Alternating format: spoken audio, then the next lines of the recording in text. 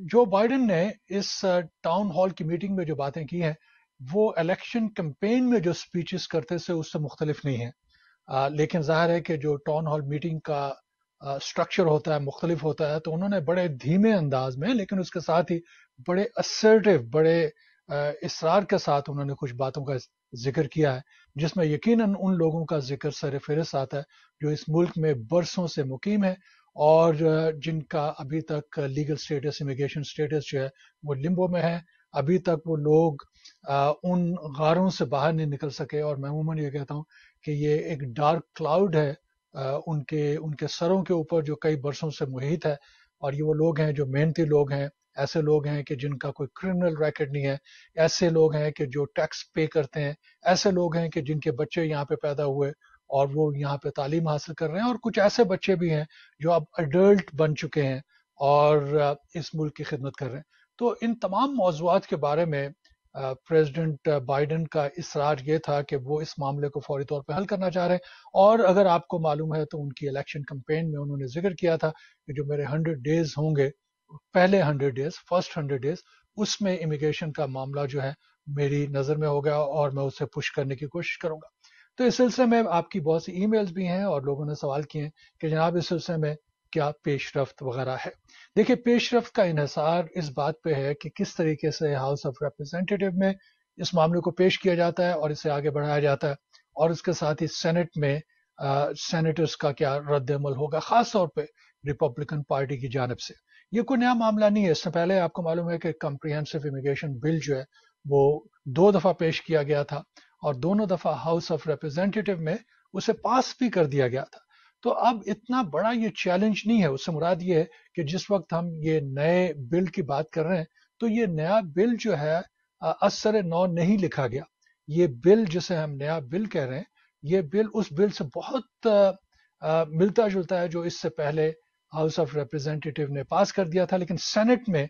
वो bill pass नहीं हुआ था। उसकी वजह यह है कि रिपब्लिकन पार्टी मेजॉरिटी में थी सेनेट में, और उन्होंने उस मामले को आगे नहीं बढ़ने दिया। उसके अलावा आपको मालूम है कि अगर सेनेट में मेजॉरिटी आ भी जाती है किसी पार्टी के पास, तो उसके साथ ही एक फिलबस्टर प्रोसेस होता है। बहुत से ऐसे प्रोसीजर हैं, उनकी गहराइयों में और उनकी टेक्निकलिटीज में आपको मैं नहीं लेके जाना चाहता, जिसके जरिए से जिस वक्त कमिटीज के सामने कोई बिल पेश किया जाता है और ख़ास तौर पे सेनेट में अगर 60 वोटर्स की हिमायत हासिल नहीं है तो उसे फ्लोर पे भी नहीं लाया जा सकता। उससे मुराद ये है कि उस पर ओपन डिस्कशन नहीं की जा सकती। तो ये बहुत सी टेक्निकलिटीज़ हैं जिन्हें मुख्तलिफ पार्टीज इस्तेमाल करती हैं। कई दफ़ा डेमोक्रेटिक पार्टीज ने इस्तेमाल किया, दूसरी पार्टी के खिलाफ कई दफ़ा रिपब्लिकन पार्टी जो है इसे इस्तेमाल करती है, और ख़ास तौर पर इमिग्रेशन का मामला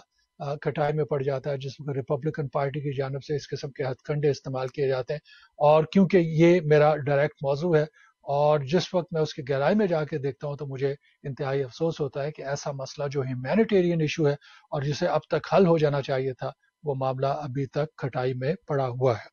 तो प्रेसिडेंट बाइडेन की इस टाउन हॉल मीटिंग के हवाले से एक बात खुल के सामने आ जाती है कि वो इस मसले को हल करना चाहते हैं और इंतहाई सीरियस हैं इस बारे में, और उनकी कंसंट्रेशन इसके ऊपर है। और इसलिए हाउस ऑफ रिप्रेजेंटेटिव में मैं समझता हूं कि उनके सामने इतनी बड़ी रुकावट नहीं आएगी, क्योंकि जैसे मैंने पहले अर्ज किया कि ये बिल जो है ये कोई नया ऐसा बिल नहीं है कि जिसे बड़ी मेहनत के साथ और बड़ी लंबे अरसे पर डिस्कशन करने के बाद इसे बनाया गया है। बल्कि ये बात भी किसी हद तक दुरुस्त है कि इस बिल को मुख्तलिफ जो हाउस ऑफ रिप्रेजेंटेटिव की मुख्तलिफ कमिटीज है उससे भी गुजरना नहीं पड़ेगा, और it's just a matter of bringing it up, और उसके बाद इस मामले को जो है पास करवा के सेनेट के पास भिजवाया जाता है, जहाँ पे असली वॉर जो है, जो जंग जो है वो सेनेट में देखने में आएगी। और लेकिन एक खुश आइंद बात यह है कि डेमोक्रेटिक पार्टी के पास सेनेट में जो है वो मेजॉरिटी हासिल है, लेकिन इसके साथ ही जैसा मैंने बताया कि बहुत सी सूरतें ऐसी हो जाती हैं कि जहाँ पे मेजॉरिटी होने के बावजूद भी आप आगे इकदाम नहीं ले सकते, क्योंकि उसमें बहुत सी टेक्निकलिटीज वगैरह इन्वॉल्व हो जाती। तो एक दो आपके सवालात जो हैं आपकी ईमेल के जरिए से जो मेरे सामने आए वो ये कि जनाब कौन लोग हैं कि अगर ये बिल जो है पास हो जाता है تو کون سے لوگ جو ہے وہ اس سے فائدہ اٹھا سکیں گے. تو ایک اور اس میں ٹیکنیکل پوائنٹ یہ دیکھیے کہ صرف یہ نہیں ہے کہ کانگریس نے اس معاملے کو پاس کر دیا, اس کے بعد پریزیڈنٹ نے سائن کرنے, اور ہم دیکھ سکتے ہیں اس میں کہ اس میں کوئی رکاوٹ نہیں ہے. تو اسوم کیجئے کہ پریزیڈنٹ بائیڈن جو ہے اس بل پہ سائن کر دیتے ہیں جو پاس ہو کے ان کی ٹیبل پہ آتا ہے, اور اس کے بعد یہ باقاعدہ قانون بن جاتا ہے. تو اس میں بہت ہی اچھی بات ہے وہ یہ کہ ایسا کوئی قانون نہیں رکھا گیا کہ جس میں کہا گیا ہو کہ جناب 5 سال پہلے یا 10 سال پہلے جو اس ملک میں لوگ آ گئے تھے صرف وہی لوگ جو ہے اس سے فائدہ اٹھا سکتے ہیں. بڑا اس میں کلیئرلی کہا گیا کہ وہ تمام لوگ کہ جنوری 1 2021 سے پہلے یہاں پہ موجود تھے, اس تاریخ کو یا اس تاریخ سے پہلے, تو وہ لوگ جو ہے وہ اپلائی کر سکتے ہیں اپنے گرین کارڈ کے لیے. تو شروع میں اس کا پروسیس یہ ہے کہ انہیں ٹیمپرری اسٹیٹس دیا جائے گا,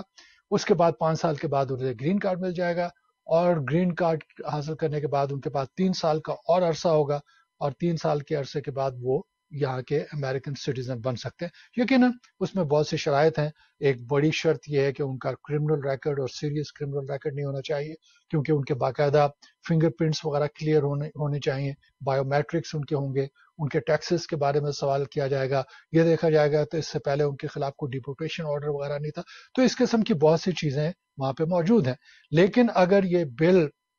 واقعی قانون کی شکل بن جاتا ہے تو یقین جانیے کہ اس ملک میں امیگریشن کا فیوچر جو ہے وہ بہت مختلف ہوگا, کیونکہ اس کے ساتھ ہی جو بائیڈن کی جانب سے یہ بھی بتایا گیا ہے کہ فارم ورکرز کے بارے میں, جو کہ لوگ فارمز وغیرہ میں کام کر رہے ہیں, ان کے لیے سہولتیں بنائی جائیں گی. اس کے علاوہ ڈاکا کا سبجیکٹ آپ کو معلوم ہے, وہ بچے کے جو چھوٹی عمر میں آ گئے تھے اور اس کے بعد اب وہ پڑھ لکھ کے اس ملک کی خدمت کر رہے ہیں, ان کا راستہ جو ہے وہ صاف ہونا چاہیے. اور ابھی لنڈزی گرام جو ریپبلکن پارٹی کے بڑے مشہور سینیٹر ہیں, اور کسی زمانے میں انہوں نے امیگریشن کے بل پہ کافی کام بھی کیا تھا, انہوں نے کریڈٹ جاتا ہے اور اس کو تسلیم کرنا چاہیے. گو کہ اب وہ کمپریہنسو امیگریشن کے حق میں نظر نہیں آتے, لیکن کم از کم انہوں نے یہ انڈیکیشن دی ہے کہ ڈاکا کے سلسلے میں ان